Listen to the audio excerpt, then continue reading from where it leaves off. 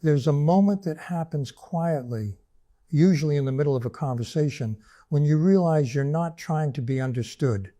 You're just listening, not in the polite way people listen while waiting for their turn to speak, not in the strategic way people listen so they can respond well, but in a way that feels detached from outcome. You're not trying to impress. You're not trying to convince. You're not trying to be seen a certain way. And that absence of effort is noticeable. People feel it, even if they can't explain it. They may mistake it for confidence or arrogance or emotional distance. But it's none of those. It's something quieter, something that didn't come from winning arguments or proving value. It came from reaching a point where proving stopped making sense. There was a time when you did try, when you explained yourself carefully, when you clarified your intentions, when you over-communicated so you wouldn't be misunderstood. You remember the tension in those moments, the way your chest tightened when you felt someone misread you, the urgency to correct the narrative, the discomfort of being seen inaccurately. But over time, something shifted, not suddenly, not dramatically, gradually. You noticed that explanations didn't always lead to understanding, that clarity didn't guarantee safety, that proving your truth didn't always protect. So you stopped, not out of bitterness, out of recognition. You realized that some people don't misunderstand you because you're unclear. They misunderstand you because they're listening through their own needs. And no amount of explanation changes that. This is where the discomfort begins. Because the world rewards performance. It rewards those who assert, justify, defend, and declare.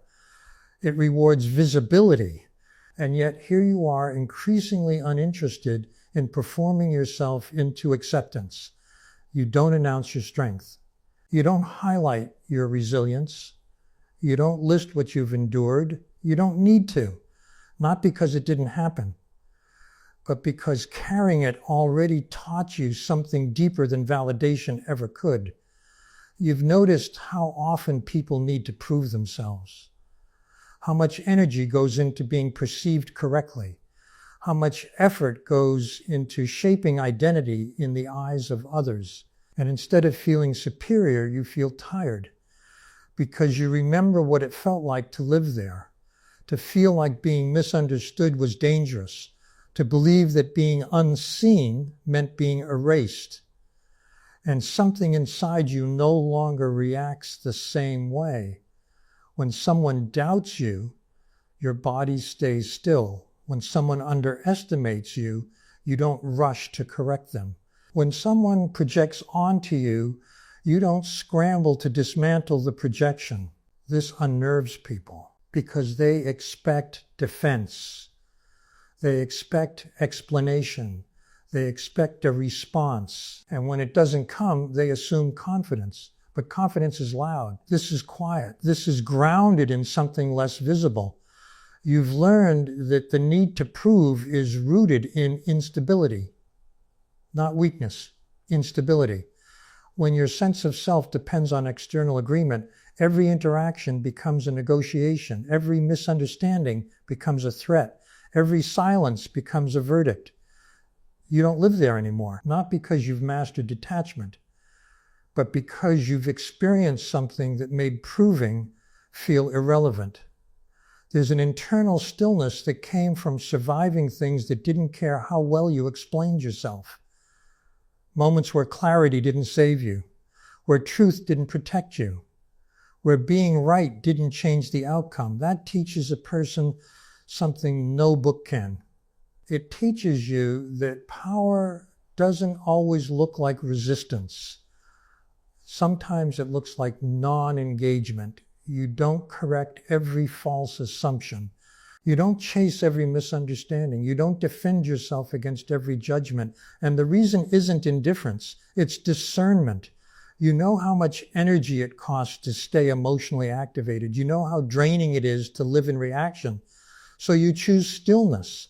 But stillness isn't passive. It's selective. You choose when something deserves your voice, and more often than not, you realize it doesn't. This is where people get confused. They expect strength to look assertive. They expect power to announce itself. They expect confidence to demand recognition. But what they don't understand is that real internal power doesn't need witnesses. It doesn't need agreement. It doesn't even need to be seen. You've noticed how the less you explain yourself, the clearer your presence becomes. How the less you try to control perception, the more grounded you feel. How silence, when chosen rather than enforced, carries weight. This wasn't always true for you. There was a time when silence felt like danger, when not explaining yourself felt like surrender, when being misunderstood felt unbearable. But that was before you learned something crucial, before you realized that understanding is not something you can force. It either happens or it doesn't. And if it doesn't, no amount of effort can manufacture it. So you stopped trying to manage how others see you. And something strange happened. Your energy shifted. People leaned in without you asking. They sensed depth without you describing it. They felt something steady without you naming it. This is the paradox. The less you try to prove, the more weight your presence carries, because proving comes from insecurity. And insecurity leaks, even when masked as confidence. What you carry now doesn't leak, it sits quietly. And that quiet unsettles people who are still negotiating their worth. They may test you, provoke you, question you, not because they want clarity, but because they want reaction.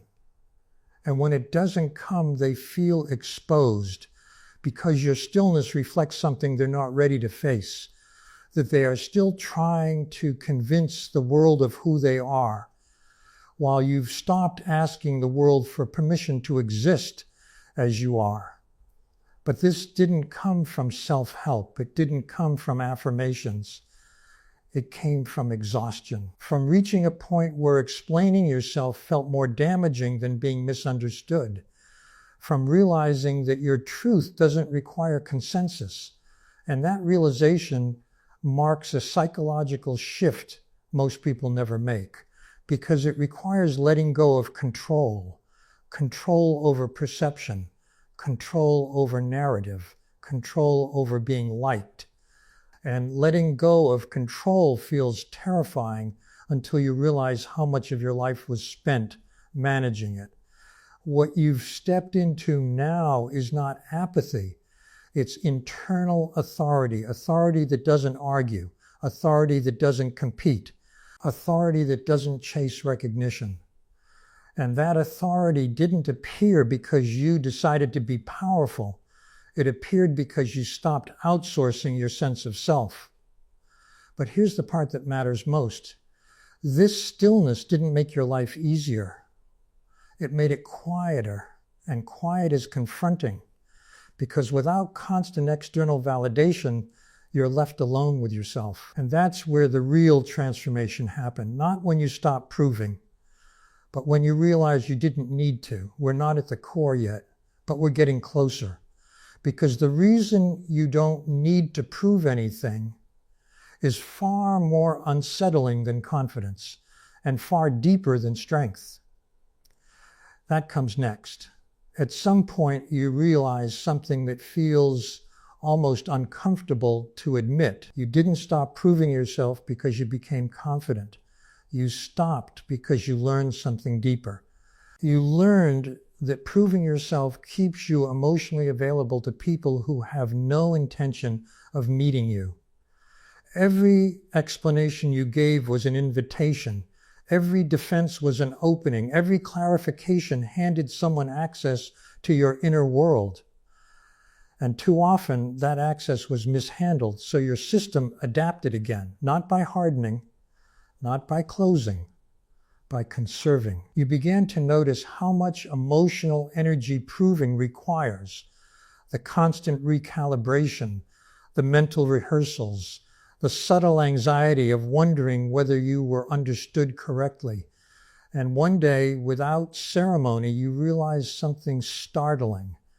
Your life felt calmer when you let people misunderstand you, not because misunderstanding felt good, but because the effort to prevent it felt worse. That's when the real shift happened. You stopped participating in emotional negotiations. You stopped trying to preempt reactions.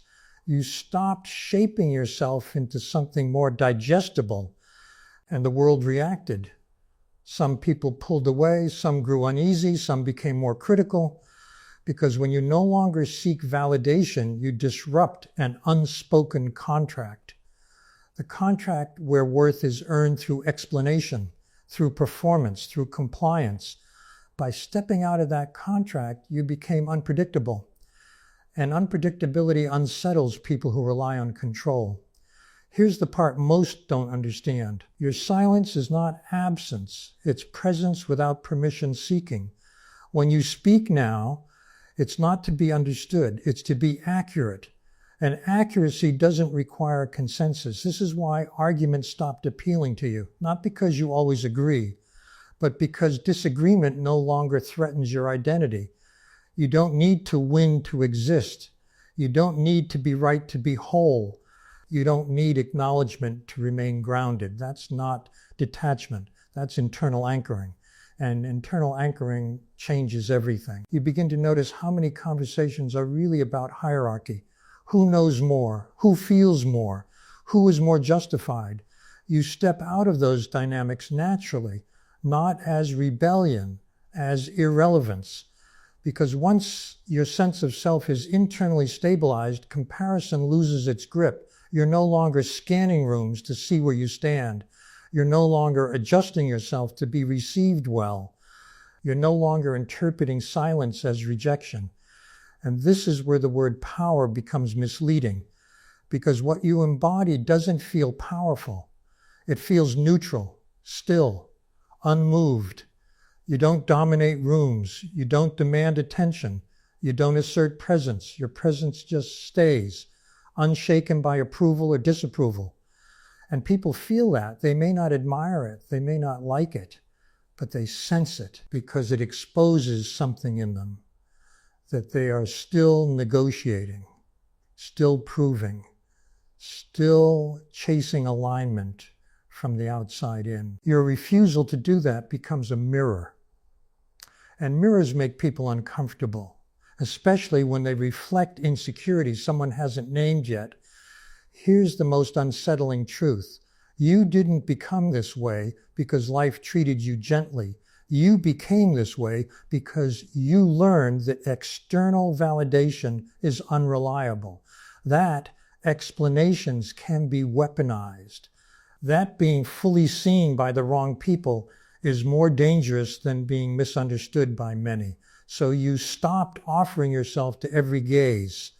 You stopped narrating your inner world. You stopped giving people the tools to define you. That doesn't mean you don't connect. It means connection is no longer cheap, no longer automatic, no longer available to anyone who asks. And that selectivity is not arrogance. It's earned restraint, the kind that forms when someone has been emotionally overexposed before. When they've learned through experience, that access should be intentional.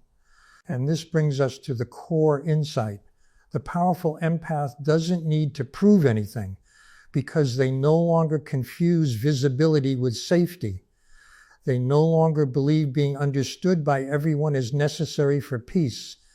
They no longer hand their emotional center to the room. They keep it quietly, which means misunderstandings no longer destabilize them. Criticism no longer dismantles them. Doubt no longer chases them, not because those things stopped happening, but because their sense of self is no longer up for negotiation. This doesn't make life easier. It makes it clearer. You lose people who needed you to explain yourself. You lose dynamics that depended on your emotional labor. You lose the illusion of control over perception. But what you gain is something rare, internal sovereignty. The ability to remain yourself regardless of audience. The ability to exist without defending your existence. The ability to let silence speak without fear of erasure. And here's the final truth that lingers. The moment you stop proving yourself is the moment you accept that some people will never see you clearly. And that's not a failure. It's a boundary that doesn't need announcing. You don't correct the record anymore. You don't rewrite the narrative. You let it stand because you know who you are. And that knowing doesn't need witnesses. It doesn't need agreement. It doesn't even need to be shared. It just needs to be held. And once it is, everything else grows quiet. Not empty, but resolved. That's why you don't prove anything. Not because you're above it, but because you've already lived without safety. And you learn that the only proof that matters is the one you no longer feel compelled to give.